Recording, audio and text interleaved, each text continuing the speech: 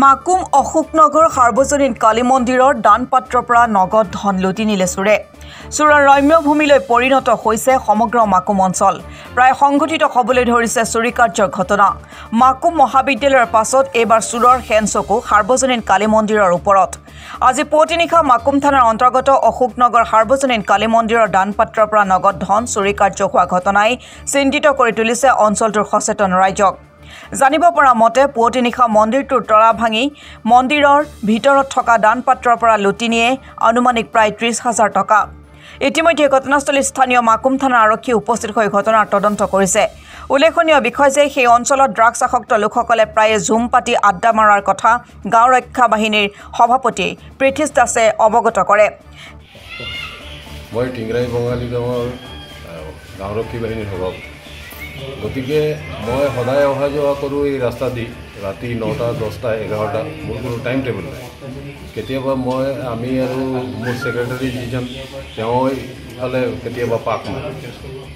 সদায় দেখি পাওঁ এই যিটো চাৰিআলি আছে মন্দিৰৰ কাষত যিটো পিছফালে এই চাৰিআলিটো সদায় এটা গেডাৰিং হয়।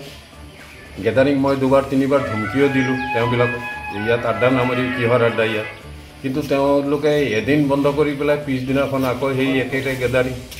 কেইদিন আগত মোৰ ওচৰত এজন গাৰ্জেন গৈছিলে যে ঘৰৰ ল'ৰাটোৱে ড্ৰাগছ খাই কিবা কৰে, মাক কাটিব, মাটি বিক্ৰী কৰি দিব, সেইবিলাক বিষয় লৈ পেলাই গৈছিলে। তেতিয়া মানে কি মই খুব জ্বৰ আছিলোঁ, অসুস্থ আছিলোঁ। মই ক'লোঁ আপোনালোকে ইমিডিয়েট থানাত জনাওক, কেতিয়াবা কিবা ঘটনা হ'ব পাৰে আপোনাৰ ঘৰতেই। তো পিছত তেওঁবিলাকে জনালে যদিও পুলিচ আহিছিলে। পুলিচ আহি পেলাই কৈ গ'ল যে যিকেইটা আড্ডা হয় বা যিকেইটা এনেকুৱা পৰিস্থিতিত আপোনাৰ জড়িত হৈ আছে ইমিডিয়েট আপোনালোকে ফোন নম্বৰ দি গৈছিলে। ফোন নম্বৰ তেওঁবিলাকক দি গৈছিলে ফোন নম্বৰ, কৈছে যে যদি এনেকুৱা ধৰণৰ পৰিস্থিতি হয় আকৌ আপোনালোকে জনাব। কিন্তু আজিলৈকে তেওঁবিলাকে পুলিচক ইনফৰ্ম কৰা নাই। গতিকে ইমান চেষ্টা কৰি পেলাইও এই ৰাস্তা দি অহা যোৱা সদায় পাব্লিকৰ অহা যোৱা আছে, কিন্তু তাৰ ভিতৰত যে এই ধৰণৰ আজি মন্দিৰৰ চুৰটো হ'ল এইটো এটা আচৰিত কথা। 1:30টা বজালৈকে আমাৰ ঘৰৰ কাষত তেওঁবিলাকে অলৰেডি শুৱা নাই, খিৰিকী খুলি আছিল। এইটো হ'লেও ধৰি লওক আপোনাৰ প্ৰায় 2:30-3টা বজাত মান তেনেকুৱা হ'ল। কিন্তু কথা হ'ল কি যেতিয়ালৈকে এই পাৰ্টিটো আমি তেওঁবিলাকৰ কোনো সদিশ নাপাওঁ ধৰিবলৈ, তেতিয়ালৈকে এইবিলাক চলিয়েই থাকিব। এইটো বুলি নহয়, আমাৰ ডাঙৰি স্থানতো হৈছে, কালি পৰহি ঠিক তেনেকুৱা ধৰণৰ কথা। এতিয়া জগৰীয়া মানে কি আমাৰ এইটোৰ লগত ওচৰতেই আমাৰ গাঁৱৰ ভিতৰতেই কোনোবা জড়িত হৈ আছে, এনেকুৱা কেইজনমান আছে। গতিকে গাৰ্জেন যদি ঠিক নহয় কেনেকৈ কি কৰিব আপুনি, কোনো উপায় নাই। গাৰ্জেনে এতিয়া মই গ'লে মোকেই জগৰীয়া কৰিব যে আপুনি দুখী বুলি। গতিকে মই প্ৰশাসন বিভাগক এইটো বিশেষভাৱে অনুৰোধ জনাইছোঁ যাতে তেওঁবিলাকে এটা তদন্ত কৰি পেলাই এইটো উৎখাত কৰাৰ চেষ্টা কৰিব। ধন্যবাদ।